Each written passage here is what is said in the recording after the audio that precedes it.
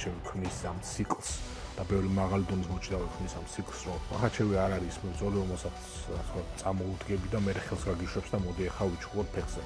და მე უკვე შენ შეტევი თქო დაასრულო ეს ყველაფერი.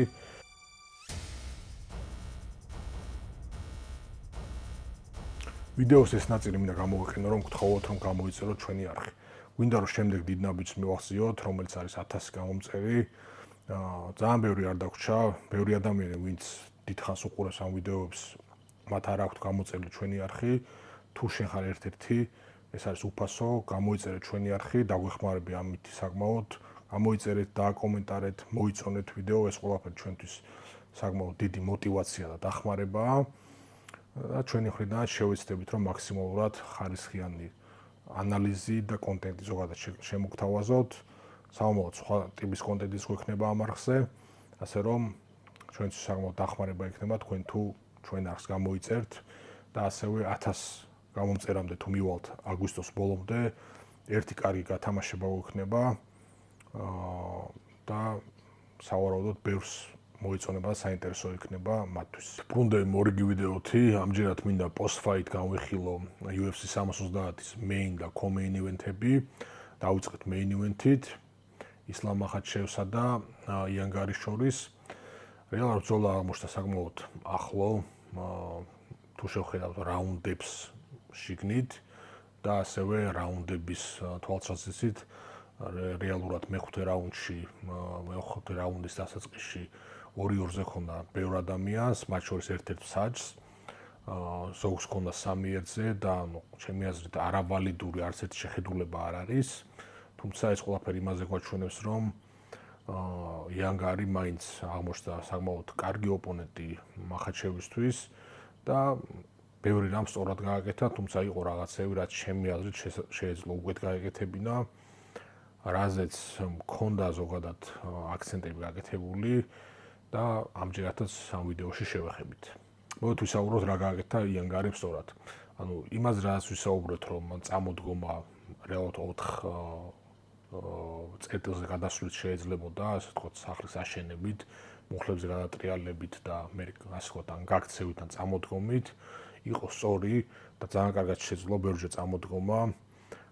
თუმცა რეალურად ყველაზე პრობლემატური რაც აღმოჩნდა მახაჩევის ასე ვთქვათ მხრიდან გარისთვის, ასე pre-fight ვიდეოში მინდოდა რომ ესაუბრა, მაგრამ რატომაც გამომრჩა, მაგრამ ეხლაც ჩემი აზრით საკმაოდ აქტუალურია და მომავალშიც გასათვალისწინებელია. რეალურად მახაჩევის გაჩერება, ანუ ასე ვთქვათ, მახაჩევის მოცილება არის იმ შემთხვევაში შესაძლებელი, თუ მის ლოგს გახსნი, ასე ვთქვათ, ანუ მის ჩაჭიდებას გააშვებინებ. მახაჩევი არ არის მებრძოლი, რომელსაც ასე ვთქვათ, წამოუდგები და მე ხელს გაგიშვებს და მოდი ახლა ვიჩუქოთ ფეხზე. არ განებებს თავს, ანუ მოყვება და ისევე როგორც სტრატეგია უნდა ქონდეს, რომ წამოდგე ფეხზე, უნდა ქონდეს სტრატეგიები, როგორ გატეხო ის ლოქი, ну ერთ-ერთი ისე ვთქვათ, ერთ-ერთი ნიუანსი, რომელიც შეიძლება და გაეკეთებინა და ცადა უკვე ბოლოსკენ და რამოდენიმეჯერ იგუშავა, არის ხელების შეტანა და ამოტანა ეგრეთ წოდებული ჩაჭიდების ზევით და შემდგომ უკვე გაგლეჯვაზე და ამ გრიფის გატეხვაზე, ამ ჩაჭიდების გატეხვაზე ფიქრი იყო. ერთ-ერთი რაღაც რაც ცადა, რაც ნუ არ არის თქო საჭიდაო ტექნიკა, მაგრამ MMA-ია ეს ჭიდაობა არ არის ისევ და ისევ. ჩარტყმები, ანუ იდაყვებს ურტყავდა, ჩემი აზრით არ არის ცუდი ტექნიკა. თან დროთა განმავლობაში ეგ რაღაც ფაქტორს იქონიებს, ხელებს უზიანებ, თუ დაუნტრევ ადამიანს ბოქლომს, ის ვერ ჩაკეტავს კარს. ასე რომ ერთ-ერთი ნიუანსი რაც თქვათ, ჩემს სწორად გააკეთა ეგ იყო და დროთა განმავლობაში მიხვდა გარი, რომ ეგ შეეძლო გამოიყენებინა, მაგრამ თავიდანვე დიდი პრობლემა აღმოჩნდა მახაჩევის გრიფის გატეხვა. ამას ბევრი მებრძოლი ვერ ახერხებს, რომ აი, რომ წამოდგები დიდი ხანი მაინც გრიფი შეინარჩუნოს და შენზე დარჩეს. მახაჩევი ახერხებს, თუმცა ეს დიდი ენერგია თუ ჟდება, რაც ხლის, მაგრამ ისევ და ისევ როგორც ვისაუბრეთ ბრძოლის წინა ვიდეოში, ის დაიღალა, თუმცა იმდენად კარგ ფორმაშია, იმდენად მომზადებულია ხოლმე იმ პოზიციებში, რომ ახერხებს აღდგენას და იმის მიუხედავად, რომ მახაჩევს ხედავ, რომელიც ღმერთს სუნთქავს ცოტათი სახი აქვს წაშლილი და ამ შემდეგ იცი რომ შემდეგ რაუნდში მკვდარი არ გამოვა, მაინც შეიძლება რომ თავისი ასე ვთქვათ, თამაში ითამაშოს. ძალიან ვეტერანია, ძალიან ანუ ბევრი დრო აქვს იმ პოზიციებში გატარებული, კომფორტულად ხსნობს, ყოველს პოულობს რომელიღაც ტეიქდაუნს, რომელიღაც პოზიციას, რომელიც საშუალებას მისცემს, რომ თავისი ბრძოლა, ანუ ან მიწაზე გადაიყვანოს, ან კლინჩში დომინანტურ პოზიციაში ხშირად ახერხებდა, რომ თქვათ, ზურგზე ყოფილიყო. და ბოლოს აი რაც ყველაზე ვეტერანული იყო, რაც მოახერხა, გადაიყვანა და ჩადო ჰუკები, ზურგი აუღო და სამკუთხედი ჩაუკეტა, რაც არის ძალიან ეფექტური მოძრაობა ჯიუ-ჯიტსუში, ზურგის სამკუთხედი და ზურგის სამკუთხედი საკმაოდ კარგი აქვს, ძლიერი ლოქი ქონდა შეკრული, ძლიერად ქონდა მახაჩევს. ამის მერე რეალურად ვერ მოახერხა გარიმ, რომ გამოსულიყო. ეხლა მოდით შევეხოთ გარის პლუსებს და ის მომზადება, რომელიც გაიარა თუ რამდენად ეფექტურად გამოიყენა. მახაჩევმა რეალურად ვერც ერთხელ ვერ შეუქმნა საბმიშენის ასე ვთქვათ საფრთხე, მტკივნეულის ან მახშობელას საფრთხე, თითქმის სულ დაცული იყო, საკმაოდ ბევრი ინოვაციური გზაც გამოიყენა და ეფექტური გზაც გამოიყენა. ასე ვთქვათ, რომ დაეცვა ამ მილეთებისგან თავი, მომავალ ბრეიქდაუნებში ამაზე ვისაუბრებთ.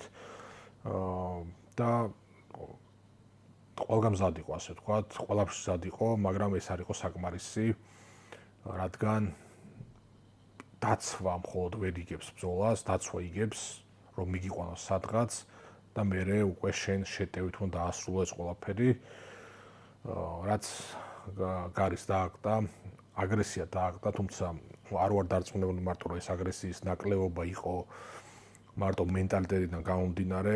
ჩვენ ბრძოლის წინა ვიდეოში ვისაუბრეთ, რომ აი მახაჩევი ქმნის ამ ციკლს და ბევრი მაღალი დონის მოჭიდავე ქმნის ამ ციკლს, რომ წაგაქცევენ, ან თქვათ შეგიქმნიან ტეიქდაუნის საფრთხეს, გაწყოლებენ კლინჩში და მერე შენ ბევრი ბრძოლა გიწევს აქედან რომ თავით დააღწიო, თავს რომ დააღწევ, იცი რამდენად რთული იყო ეს ყველაფერი და მდგომში მაინც უფრთხილდები თავს, უფრთხილდები იმ სიტუაციებს, რომელმაც შესაძლოა ისევ იქ მიგიყვანოს და ხარ უფრო, ასე ვთქვათ, ნაკლებს ტექნიკას იყენებ და შენ თავს ბოლომდე ფეხზე არ წარმოაჩენ.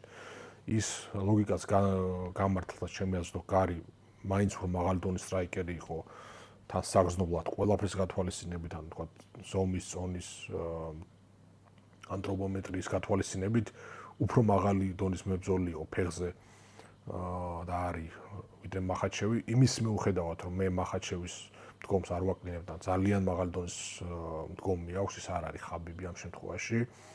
კარგი სტრაიკერი არის და ვნახეთ ის ფეხის, მოქნეული ფეხიც, რომელსაც ხდება ყველაფერი, არ ელოდებოდა გარი, კარგად დააყოლა, თუმცა ისევ და ისევ მახაჩევს ეწერება ჩემი აზრით აქტივში და ისევ კლინჩმა გამოიწვია, ისევ და ისევ გრაპლინგის გაცვლება გამოიწვია ეს საშუალება, რომ გაეტარებინა თუნდაც ის დარტყმაც, მაგრამ ბრძოლის სრულობისას ჩვენ ნახეთ ბევრი ძიმე მიყენებული დარტყმა გარის მხრიდან, თუმცა ისევ და ისევ ის არ არის ასე ვთქვათ, სანოკაუტო დამტყმელი არ არის დიდად ბევრი ნოკაუტების შემქმნელი და ამან იჩინა თავი მაინც ამ ბრძოლაში და ვერ მოახერხა მახაჩევის ისე დაზიანება, რომ ან საგრძნობლად შეენელებინა, ან ნუ მithumetes გაეთიშა და ესრულებინა ბრძოლა ადრე. ამ ყველაფერს იქამდე მივყავართ, რომ მახაჩევი მართლა ძალიან რთულად დასამარცხებელი არის. ის არაპირებს წასვლას 1+1 არის, შემდეგი 1, 2, 3 ბრძოლა და წლები ვაპირებ რომ დავრჩეო, შესაბამისად, ნუ 1 არა, 2, 3 და 4-5 ბრძოლაც დარჩეს, ნუ წლები თუ ვაპირებს დარჩენას. ნუ იმის მიუხედავად, რომ ის ხშირად არ იბრძვის, ნუ წელიწადში საშუალოდ 1 ბრძოლა მაინც ექნება, ამას რომ ნუ სადაც 3 ბრძოლა მაინც გვექნება, ალბათ მახაჩევის მონაწილეობით და ნუ შემდეგი მისი, ასე ვთქვათ, კაფიო ოპონენტები ამ მომენტისთვის თუ არ გაიფილტრენ ისინი ერთმანეთში ბრძოლით, არიან პრატესი და მორალესი. არ ვიცი ვის მიცემენ შემდეგ ბრძოლას, თუმცა ორივეს გრაპლინგი, ასე ვთქვათ, როგორც თვითონ იტყოდა, გასატესტია რაღაც დონეზე. ამ ეტაპზე მე რასაც უყურებ, ისევ და ისევ რო ჩაინიშნება ბრძოლა, ვისთან ჩაინიშნება დეტალურად ჩავშლი და უფრო დეტალურად განვიხილავ და შევისწავლი მათ, მაგრამ მე რასაც უყურებ, მორალესი უფრო შესაძლოა რომ საშიში ოპონენტი იყოს მახაჩევისთვის, რადგან საკმაოდ კარგი ტეიქდაუნ დიფენსი აქვს, არ არის ცუდი მოჭიდავე და ასევე გამანადგურებელი დამტყმელი არის, ისევე როგორც პრატესი, პრატესიც გამანადგურებელი დამტყმელი არის და მაგ კუთხით, აი გარისთან განსხვავებით, მას აქვს ის შანსები, რომ პოტენციურად გათიშოს ან დააზიანოს სერიოზულად მახაჩევი, ამ ზოლაში გაატარა მან ბევრი დარტყმა და უფრო მძიმე დარტყმასთან შესაძლოა მას უფრო დიდი პრობლემა შეექმნას. თუმცა არა ვარ დარწმუნებული, რომ ისე ეფექტურად დაიცავს თავს ჭიდაობის კუთხით და გრაპლინგის კუთხით პრატესი, როგორც დაიცვა გარი. ასე რომ ყველას აქვს თავისი მინუსები და პრატესი არ არის გამონაკლისი. ამ დროისთვის მეფეთ რჩება ამ დივიზიის მახაჩევი, მის დამარცხება არ იქნება ადვილი არავისთვის, ამ ყველაფრიდან გამომდინარე, იმიტომ რომ ყველასთვის აქვს რაღაც ასე ვთქვათ შეთავაზება. იმის მიუხედავად, რომ რეალურად lightweight-ებში ასაკეთებ და იგივეს ჯერჯერობით მაინც ვერ ახერხებს, ვერ კეცავს ხალხს, ისევე როგორც კეცავდა lightweight-ში. Lightweight-ში ხონია მას დაძაბული ბრძოლები, ანუ ერთ-ერთი რომელსაც ასახელებს არის ვოლკანოვსკის წინააღმდეგ, საკმაოდ ესე ვთქვათ, მძიმე ბრძოლა გამოიარა. ავსტრალიაში რომელიც ჰქონდა, ბუნებრივ ემაზე ვსაუბრობ პირველ ბრძოლაზე. მაგრამ ყველაფერი სტილზეც არის დამოკიდებული, თუმცა ჯერჯერობით ის მოცემულობა დგას, რომ ვერ αφინიშებს უკვე ორჯერ ზედიზედ welterweight-ში თავის ოპონენტებს, მაგრამ მეტნაკლებად დამაჯერებლად იმარჯვებს. ერთ პირველი ბუნებრივია სრული დომინაცია იყო, იმის მიუხედავად ფინიში არ იყო, მაგრამ მეორეშიც მეტნაკლებად დამაჯერებლად გაიმარჯვა ახლო ბრძოლის მიუხედავად და მან თუ გააგრძელა რეალურად ესეთი გამარჯვებები ამ ურთულეს დივიზიაში, რომელიც მე მიმაჩნია რომ არის ერთ-ერთი ყველაზე რთული დივიზია კი არა და ყველაზე რთული დივიზია ჩემი მოსაზრებით დღესდღეობით. მან ამ დივიზიაში თუ მართლა ესეთი დომინაცია გამოავლინა და დაიცვა რამოდენიმეჯერ ტიტული ტოპ კონტენდერების წინააღმდეგ, ის მართლაც ყველას და ყველაფერში გადააცრებს, მან უკვე ანდერსონ სილვას რეკორდის ასე ვთქვათ გატეხა, მას უფრო მეტი გამარჯვება აქვს UFC-ში ვიდრე ანდერსონ სილვას ჰქონდა და შემდეგი ყველა ბრძოლათან ესეთ დივიზიაში მას ოქროს ასოები ჩაწერს MMA-ის ისტორიაში. ასე რომ დაველოდოთ და ნახოთ რა იქნება მომავალში. ასევე მინდა შევეხო დერნის და რობერტსონის ბრძოლას. როგორც ვისაუბრეთ, რეალურად ზუსტად ისე და იმ პრინციპებით წავიდა მათი შეტაკება.